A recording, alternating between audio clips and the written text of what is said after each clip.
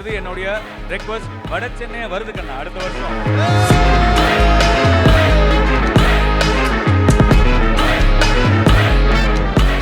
அது ரொம்ப முக்கியமான விஷயம். உங்களுடைய அன்புக்கும் ஆதரவுக்கும் உண்மையாக உழைக்கணுங்கிற உணர்வு ஏற்கனவே இருந்தாலும் இப்போ இவ்வளோ பேரை பார்க்கும்போது இன்னும் அது ஆழமாக எனக்கு தோணுது. எவ்வளோ நன்றி சொல்லாலும் பத்தாது. எவ்வளோ நேரமாக இங்கே காத்துட்ருக்கீங்கன்னு தெரியல. ரொம்ப ரொம்ப என்னுடைய ஆள் மனசுலேருந்து உங்களுக்கு நன்றி. நான் கோயம்புத்தூர் இதுக்கு முன்னாடி ஒரு ஈவெண்ட்காக வந்து ஒரு 9-10 வருஷம் இருக்கும்னு நினைக்கிறேன். அதுக்கப்புறம் இப்போ தான் வரேன். துள்ளுவத இளமை, காதல் கொண்டேன்லாம் நடிக்கும் பொழுது நிச்சயமாக இந்த இடத்துல ஒரு நாள் நான் இப்படி நிற்பேன், இவ்வளோ பேர் எனக்காக வந்திருப்பீங்க நான் நினச்சி பார்த்தது கூட கிடையாது. ரொம்ப நெகிழ்வாக இருக்குது. ட்ரெய்லர் பிடிச்சதா உங்களுக்கெல்லாம்? ஒரு படம் நடிக்கும்போது உங்களுக்கு பிடிக்கணும் அப்படிங்கிற நினைப்பில் மட்டுமே ஒரு மொத்த யூனிட்டுமே இயங்கும். ஒரு படம் இயக்கும் போது அந்த உணர்வு இன்னும் ஒரு 100 மடங்கு அதிகமாக இருக்கும். அந்த ரெஸ்பான்சிபிலிட்டி இன்னும் 100 மடங்கு அதிகமாக இருக்கும்.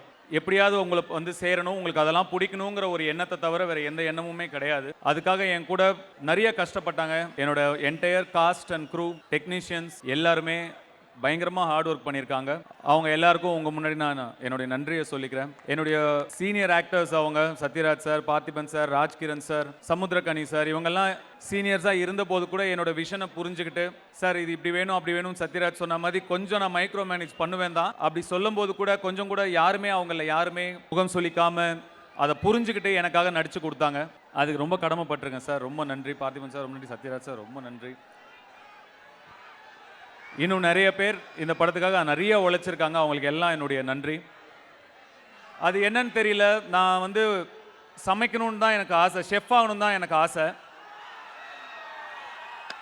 அந்த ஆசை இருந்ததுனாலையோ என்னவோ தொடர்ந்து நமக்கு சமைக்கிற மாதிரியே படங்கள் அமைஞ்சிக்கிட்டே இருக்கு.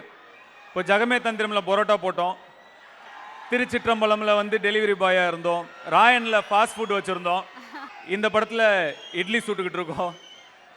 எனக்கு நான் எழுதிக்கிறதும் அந்த மாதிரி தான் இருக்குது. வேறு டைரக்டர்ஸ் அப்ரோச் பண்ணும்போது அந்த மாதிரி அது மேனிஃபெஸ்டேஷன், அதாவது நம்ம என்ன நினைக்கிறோமோ அதுவாக நம்ம மாறுறோம். எண்ணம் போல் வாழ்க்கை அப்படின்னு சொல்கிறேன் இல்லையா? என்னுடைய ரெக்வஸ்ட். வட சென்னை வருது கண்ணா அடுத்த வருஷம்.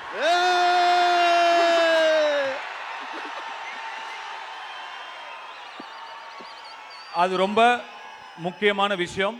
உங்களுடைய அன்புக்கும் ஆதரவுக்கும் உண்மையாக உழைக்கணுங்கிற உணர்வு ஏற்கனவே இருந்தாலும் இப்போது இவ்வளோ பேரை பார்க்கும்போது இன்னும் அது ஆழமாக எனக்கு தோணுது. எவ்வளோ நன்றி சொல்லாலும் பத்தாது. எவ்வளோ நேரமாக இங்கே காத்துட்ருக்கீங்கன்னு தெரியல. ரொம்ப ரொம்ப என்னுடைய ஆள் மனசுலேருந்து உங்களுக்கு நன்றி. நான் கோயம்புத்தூர் இதுக்கு முன்னாடி ஒரு ஈவெண்ட்காக வந்து ஒரு 9-10 வருஷம் இருக்கும்னு நினைக்கிறேன். அதுக்கப்புறம் இப்போ தான் வரேன். துள்ளுவத இளமை, காதல் கொண்டேன்லாம் நடிக்கும் பொழுது நிச்சயமாக இந்த இடத்துல ஒரு நாள் நான் இப்படி நிற்பேன், இவ்வளோ பேர் எனக்காக வந்திருப்பீங்க நான் நினச்சி பார்த்தது கூட கிடையாது. ரொம்ப நெகிழ்வாக இருக்குது.